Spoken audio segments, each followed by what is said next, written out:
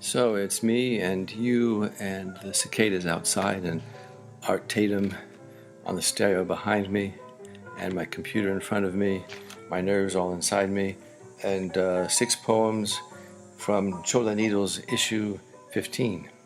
The first poem is called Signs. It's like kissing ground you can't see, like learning to love your grandmother's medicine breath. The contradictions are too big for one town. No one knows how it survives. Only those who look down with a GPS eye discern names of Union soldiers baked into sidewalk bricks. The Underground Railroad stops staunch and venerable in its vine. The "Don't let the sun go down on you" sign intact in old men's resentment, and I fear visible in my eyes as my Senegalese boyfriend and I collapse into separate dreams. This morning I read about a village in England that hired falconers to scare its pigeons. My town once poisoned its starlings. The next poem is called Passion's Paths. Sometimes it's true. All the passions we've seen lie still or move inside us. Sad violence of the Arab Spring, joy of the sweat of thousands in Lincoln Park, many of the celebrants pretending they were some other historical throng. Your uncle's blood clot like a truck controlled by a terrorist or untethered by a drunk driver. Either way, your aunt's American romance was suddenly as worthless as a canceled check. Sometimes it's true. These matters and scores of matters like them seem to lie hidden in the water table of our years, all the time seeping away. Other times a different route is true, a skyward gush like the Deepwater Horizon spill that we watched from a distance, so safe we didn't turn to salt. Our tears weren't even salty.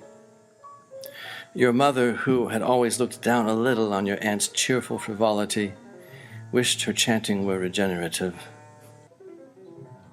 Alas, all those sutras could do was turn her little sister against desire, remaking her self as surely as a loose thrombosis. The third poem is called Penicillin. I accidentally stopped the penicillin pump, couldn't get it pumping again, and woke Mike in a panic.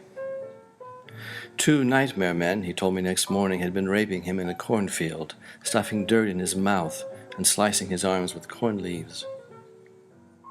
I thought he'd thank me. He scolded me for being careless. The sort of carelessness that Mike's dad specializes in, that Mike hoped to escape when he left home. Turns out we're both 10 and 2ers, non-speeders behind the wheel. Both think Mr. Rogers a saint. Both hypochondriac fans of the Reading Rainbow. Being raped in a dream, I thought, was a horror reserved for victims, till I dreamed it too. For me, it was a fantasy discreetly eased from the shelf of reality by a master shoplifter. I wonder what dirt Dad-in-law dreams, and if he ever shoplifted. Next poem, Begetting. On a shelf above the window, 6 of my progenitor's Bibles are stacked, the way Mike stacks books on a stool when the smoke detector insists on a new battery. I'm treated to a fleeting view of a child who wears my bangs and my look of grumpy determination, barely balancing on these tomes, on his toes, trying to reach the trapdoor to paradise. The top Bible is the black sheep of the stack. It's white. One edge of its spine is cracked, divorcing it from the front cover, making a flap, a hinge, a jaw. Its zipper looks like the sinister stitches that muzzled Zechariah. In fact, these tiny metal teeth unclench with a fluid motion and the fricative Mike makes, opening the tent, then the sleeping bag, where I wait to sleep, wholly spent. Barely armed.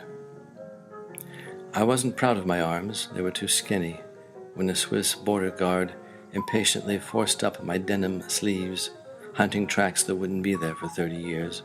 I was 20 years away from being proud of my guns, as Ted, a fellow teacher, called them, with admiring amusement. This struck me as the epitome of LA. which I didn't know I was leaving, even as my guns were being taken by the government of my own physiology. Today my arms shame me. The best I can catch with them is you, and if I had to carry you to the car, frail though you are, I'd struggle.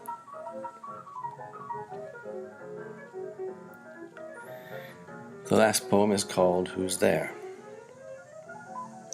2 parts, but I'll just pause between the 2 parts. Who's there? Folk etymology jokes Hoosier derives from our forebears' drawl, bawling from their cabins when the possum in the brush seemed more than half human. We'd like to think we were the first to ask this basic question, or at least the first to give it an American turn.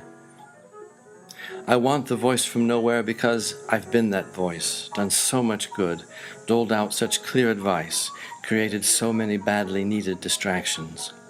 The voice of OnStar for drivers who can't afford OnStar. I've felt their heart rates lose panic when I assured them they were in the right lane and nudged gently when they needed to merge. When I look at the Del Verrocchio painting, Christ's bony feet in the silky stream, his shadow crotch barely hidden by a striped hand towel, the master's angel submitting to the pupils with a wistful gaze, a magician's hands releasing a dove in a rain of sparks, startling a passing starling, I hear, "This is my son with whom I am well pleased." And, "Your Mike is here, Mom and I are here." The voice at the bed rail after lying nowhere for 3 days.